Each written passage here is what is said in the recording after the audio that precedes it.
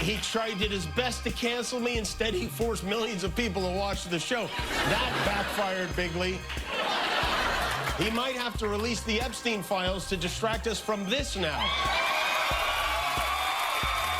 Y'all, Jimmy Kimmel's late-night show just went through the wildest ride ever. First, it actually got canceled after his controversial comments about Charlie Kirk's shooting, and the internet went crazy. But then, only a few days later, ABC completely reversed the decision and brought him right back on air. And when Kimmel returned, he didn't just keep quiet. Nope, he apologized for what he said, but at the same time, he couldn't resist mocking Donald Trump for shading his cancellation. So now we've got Jimmy back on TV, apologizing but still stirring up drama, and honestly, this whole thing is messier than ever. Stick around, because we're breaking it all down. So here's the thing. On September 18th, ABC announced that Jimmy Kimmel Live was being pulled off the air indefinitely after Jimmy made some pretty controversial comments about Tyler Robinson, the suspected gunman in the killing of conservative activist Charlie Kirk. In his comments, Kimmel called out the MAGA gang, saying they were desperately trying to spin the kid who killed Charlie Kirk as anything other than one of them, all to grab political points. We hit some new lows over the weekend with the MAGA gang desperately trying to characterize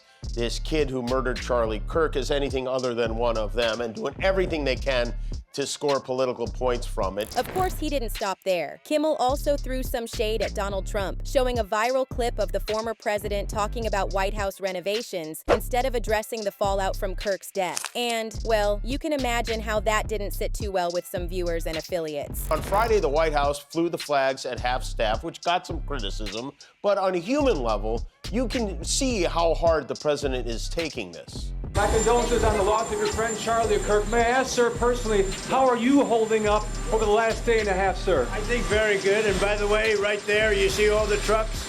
They just started construction of the new ballroom for the White House. Yes. He's at the fourth stage of grief, construction. There's demolition, construction.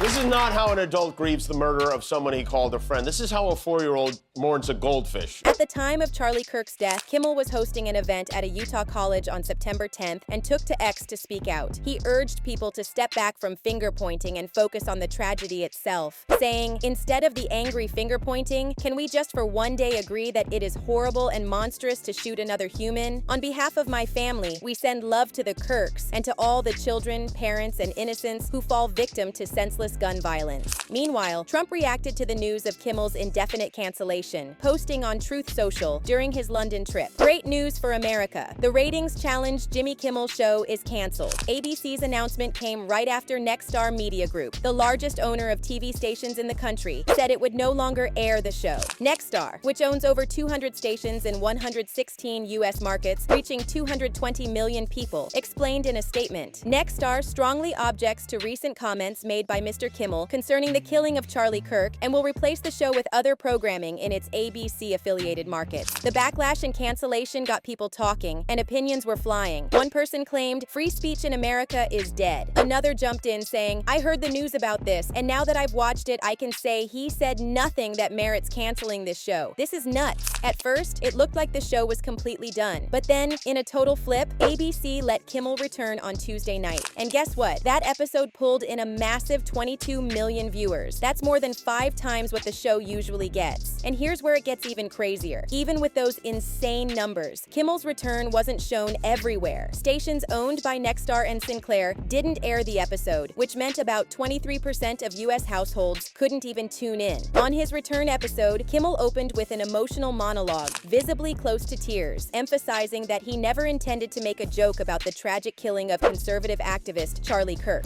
I don't think what I have to say is going to make much of a difference. If you like me, you like me. If you don't, you don't. I have no illusions about changing anyone's mind. But I do want to make something clear because it's important to me as a human, and that is, you understand that it was never my intention to make light of the murder of a young man. I don't think there's anything funny about it. I posted a message on Instagram on the day he was killed, sending love to his family and asking for compassion, and I meant it, and I still do. He went on to clarify that he wasn't trying to blame any specific group for the actions of what he called a deeply disturbed individual, stressing that this was the exact opposite of the point he was trying to make. He also acknowledged that his remarks last week may have felt ill-timed, unclear, or maybe even both to some viewers. Nor was it my intention to blame any specific group for the actions of what it was obviously a deeply disturbed individual. That was really the opposite of the point I was trying to make, but I understand that to some that felt either ill-timed or unclear, or maybe both. And for those who think I did point a finger, I get why you're upset. If the situation was reversed, there's a good chance I'd have felt the same way. Kimmel also took a moment to thank the people who had his back. He even gave a shout out to folks he knows aren't exactly fans of his comedy, but still stood up for his right to speak. Urge for them to speak out against this administration, and they did, and they deserve credit for it, and thanks. For telling their followers that our government cannot be allowed to control what we do and do not say on television, and that we have to stand up to it. And of course, Kimmel didn't hold back. He even mocked Trump for shading him over the show's ratings, turning the criticism into another punchline in his return. Best to cancel me, instead he forced millions of people to watch the show.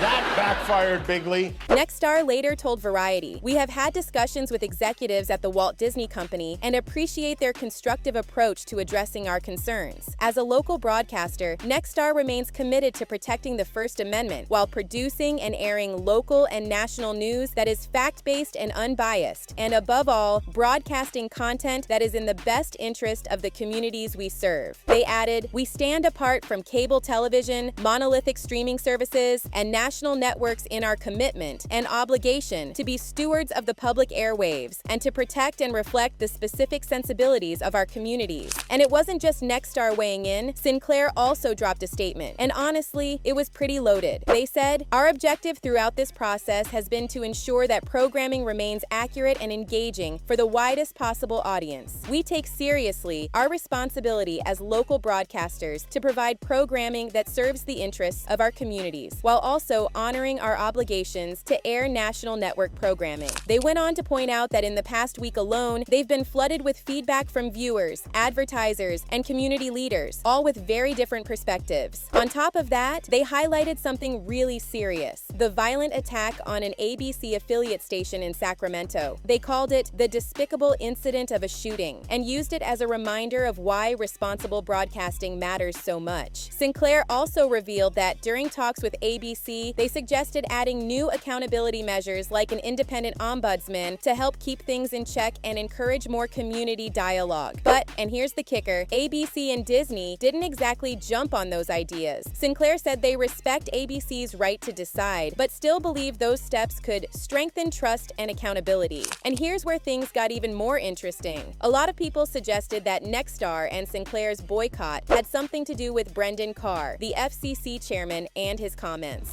In what appears to be an action by Jimmy Kimmel to play into that narrative that this was somehow a MAGA or Republican motivated person. If that's what happened here with his conduct, that is really, really sick. And I've been very clear from the moment that I have become chairman of the FCC, I want to reinvigorate the public interest. And what people don't understand is that the broadcasters, and you've gotten this right, are entirely different than people that use other forms of communication. They have a license granted by us at the FCC, and that comes with it an obligation to operate in the public interest. And we can get into some ways that we've been trying to reinvigorate the public interest and some changes that we've seen. But frankly, when you see stuff like this, I mean, look, we can do this the easy way or the hard way.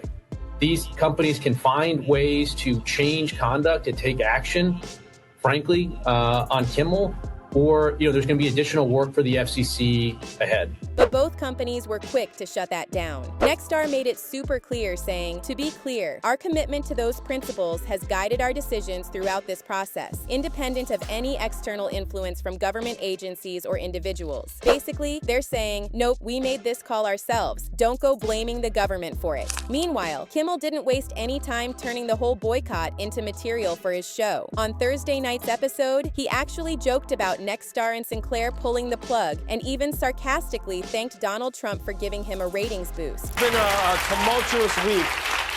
Even though we're still being preempted in 60 American cities, on Tuesday, we had our second highest rated show in almost 23 years on the air.